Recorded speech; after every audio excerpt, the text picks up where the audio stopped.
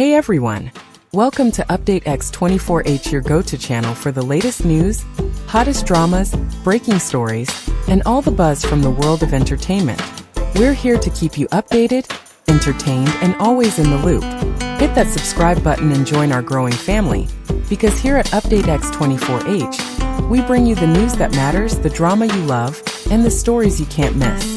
Thanks for being part of our community. Let's stay connected, stay updated, and keep the good vibes rolling. They found him hiding in a cheap motel outside Taipei. The man who once stood beside Menglong, the quiet actor whose death shook an entire nation. When police burst through the door, he didn't run. He simply whispered, "You don't know what they did to him."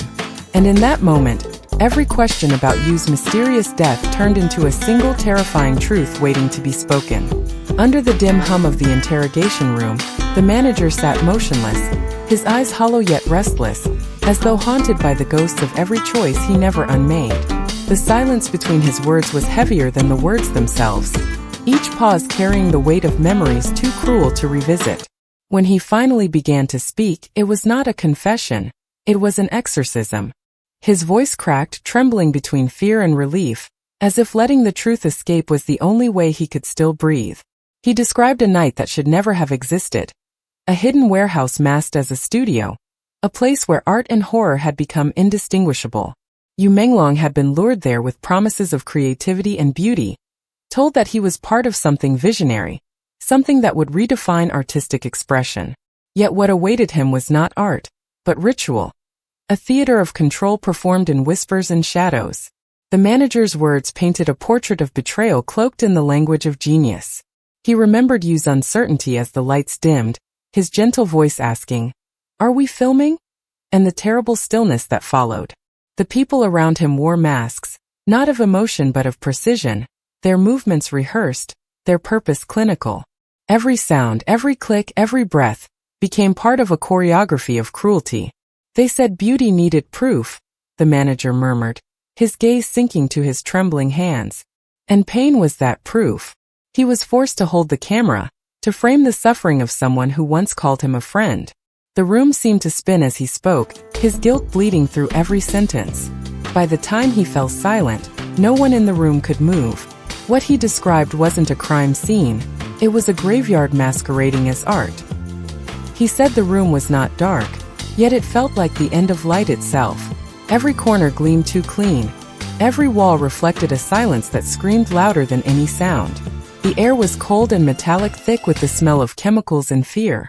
In the center of that sterile emptiness stood Menglong, stripped not only of his clothes but of his safety, surrounded by faces hidden behind white masks.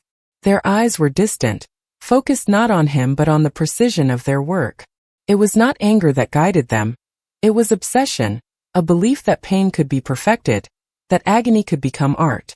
The manager's voice faltered as he recalled how you tried to make sense of what was happening, blinking through the haze, whispering, "Are we filming?"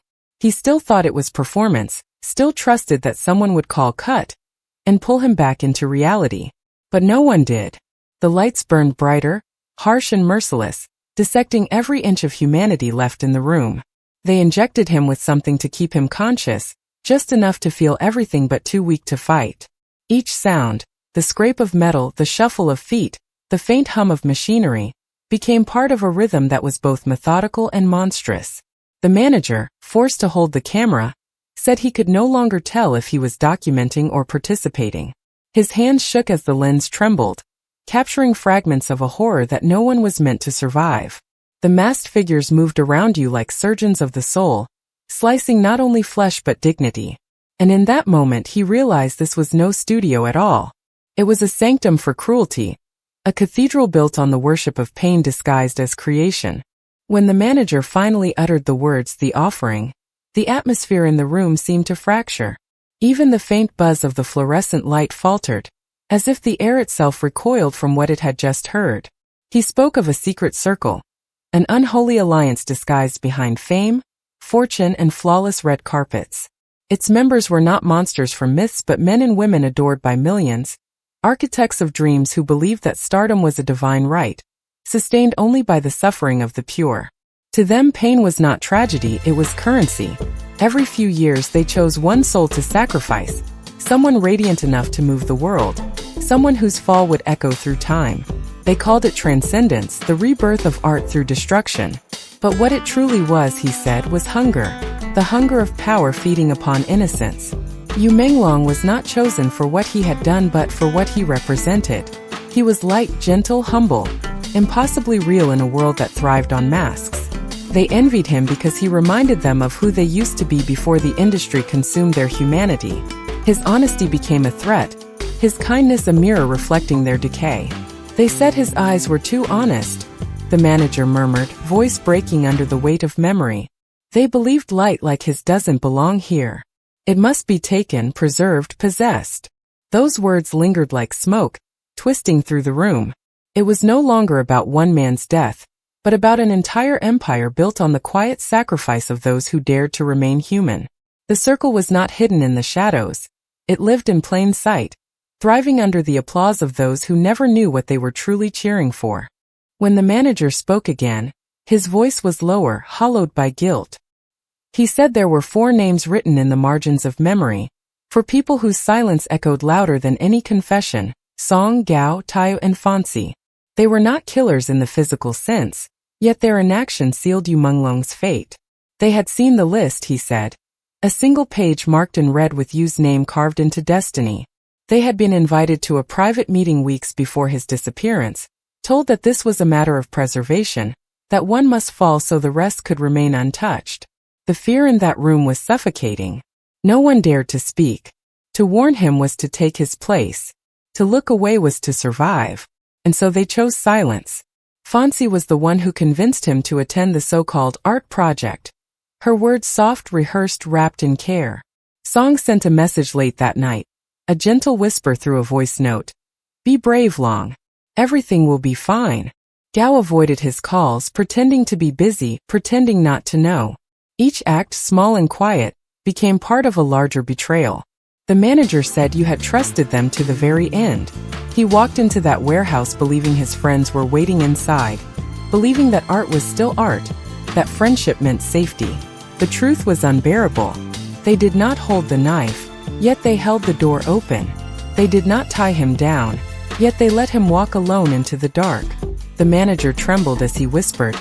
They loved him, but love was not stronger than fear. His words lingered like a curse, a reminder that sometimes the deadliest crime is not violence, but silence itself. Investigators later recovered film reels, blood-stained fabric, fragments of resin fused with human tissue. It wasn't art. It was desecration. The confession exposed an empire built on silence. Performers who vanished were written off as mental health tragedies or accidents. Each story beautifully tragic, perfectly marketable. Because in their world, pain sells. They didn't have to kill him themselves. They just had to stay silent. Silence kills too. Perhaps that is the real horror. Not monsters in the dark, but ordinary people who choose to look away. Menglong's light may have been taken, but the truth he carried continues to burn through every voice that dares to speak. If this story moved you, remember, every voice matters. Justice begins with those who refuse to be silent. Like, share, and subscribe to Update X24H for more untold stories, mysteries, and truths that deserve to be heard. Thank you for watching, and never forget, sometimes the loudest courage is found in the quietest whisper.